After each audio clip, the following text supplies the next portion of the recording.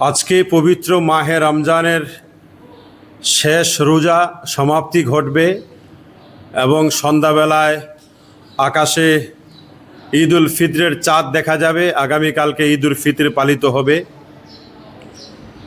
আমাদের রাজ্যে এবং রাষ্ট্রে সব জায়গায় একসাথে ঈদ উল ফিতর পালিত হবে। এই হিসাবে সর্বপ্রথম রাজ্যের এবং রাষ্ট্রের সকল নাগরিকদেরকে আন্তরিকভাবে ঈদের আন্তরিক শুভেচ্ছা ও মোবারকবাদ। আগামীকাল আগরতলা কেন্দ্রীয় ঈদগাহ শিবনগর গেদুমিয়া মসজিদ কমপ্লেক্সে ঈদ উল ফিতরের নামাজ সকাল 9 ঘটিকায় অনুষ্ঠিত হইবে।